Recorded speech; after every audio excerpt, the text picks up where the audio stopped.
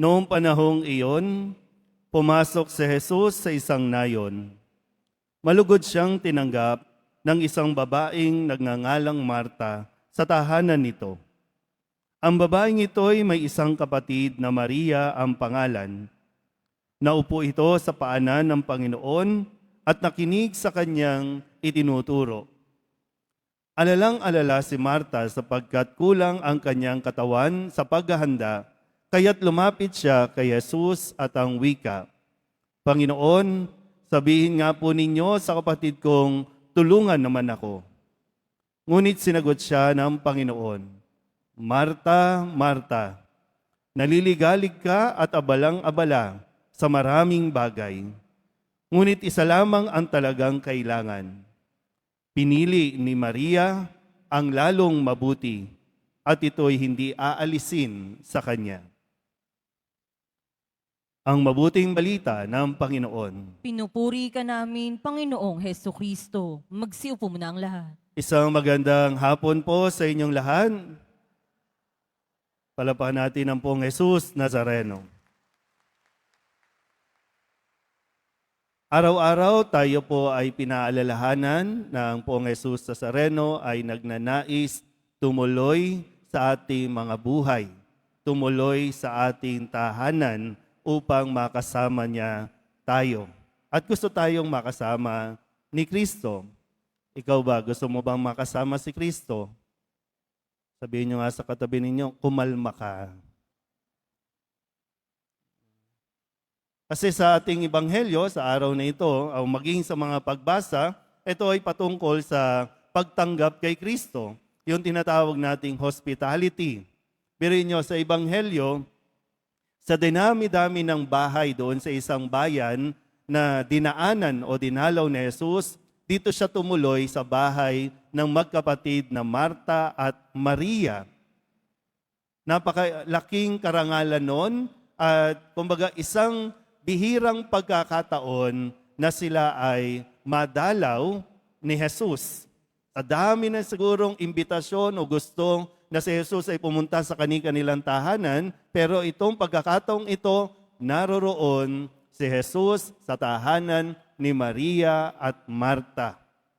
Kung kaya, si Maria, sinamantala niya yung pagkakataon. Nandoon siya sa paanan ni Jesus, nakikinig siya sa mga itinuturo nito, samantalang si Marta ay aligaga. Na sinasabi niya, lumapit siya kay Kristo at ang kanyang sinasabi ay sabihan ang kanyang kapatid na tulungan naman siya. Si Maria, nandoon lang, nakaupo o nandoon sa paanan, nakikinig, kalmado. Si Marta naman ay hindi mapirmi.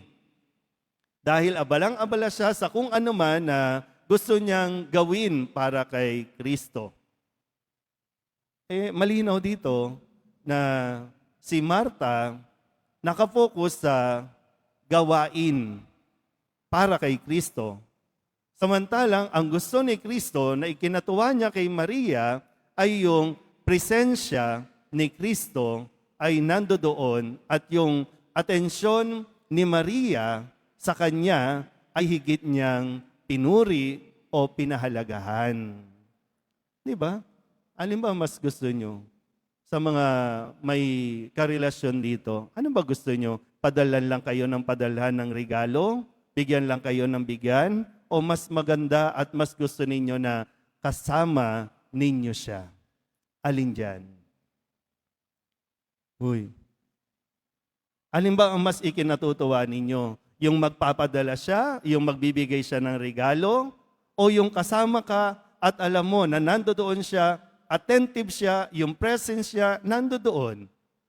Nahahawakan mo ang kamay, may ka-holding hands ka, o gusto mo lang ay bigyan mo lang ako ng pagkain, bigyan mo lang ako ng regalo. Kaya dito, maganda na mapaalalahanan tayo muli, no, na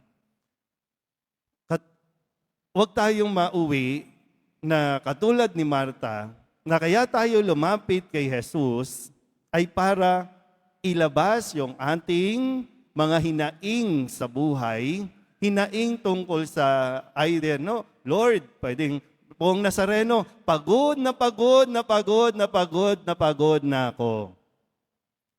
At ang sasabihin mo, lagi na lang ako. Ako na nag-provide, ako na nagluto, ako na nag-asikaso, ako na lang ng ako. Baka naman pwede, Lord, no? Kausapin mo naman sila rin naman. Pero yun nga po, no? Ang sagot ng Poong Nazareno kay Marta, Marta, masyado kang maligalig. Kumalma ka nga.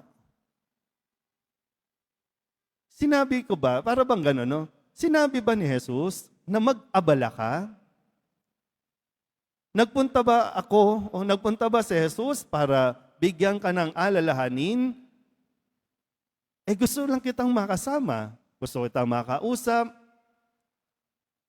Nagdidiman ba si Jesus o nagdiman ba si Jesus na maganda ka, magkatay ka ng baka, magkatay ka ng guya o ng kambing?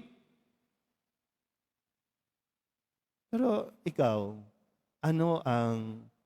umabot ka na ba sa puntong ito o kaya ka nandito kasi naglalabas ka ng hinaing mo na parang lagi na lang ikaw? Kaya tuloy, di ba, kahit nga yung mga nanay, taas nga mga kamay ng mga nanay dito. Wala nang nanay dito. Naubos na. Di ba? Kung gagawa kayo, di gumawa lang kayo. Mahirap kasi yung gawa ka ng gawa, pero ngawa ka naman ng ngawa. Pagod ka na, di magpahinga ka muna. Pumirmi ka muna, kumalma ka muna. Hindi pwede yung habang naglalaba ka, bunganga mo kasabay. Habang nagluluto ka, naninermon ka. Hindi tuloy tayo nagiging maayos.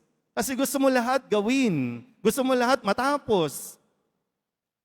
Umuulan pa nga lang, bumabaha pa nga lang din, naglilinis ka na, hindi pa natatapos ang tubig, hindi pa natatapos ang ulan, kaya tuloy, dinaig mo pa yung bagyo. Tingnan mo, tingnan niyo itsura ng katabi ninyo. Tingnan niyo, pagod yarn, haggard na, umaga-umaga pa lang, haggard na eh. Kung gagawa ka, gawin mo kasi gusto mo. Pinili mo yan, ginusto mo yan. Kaya nga dito, di ba, sabi, mas mabuti yung pinili ni Maria. Pinili ni Marta na maging aligaga. Pinili ni Maria na pumirmi muna. Nandoon saglit lang naman yan eh. Konting oras lang yan eh. Mamaya aalis na yan, sayang naman. So ikaw, pinili mo yan, inako mo yung responsibilidad, gawin mo nang hindi ka ngawa ng ngawa. Totoo naman, minsan mapapagod ka, pues pwede kang magpahinga, pwede kang huminto. Kesa naman yung reklamo ka na lang ng reklamo, gawa ka na lang ng gawa, pero ngawa ka naman ng gumagawa. Busy yarn.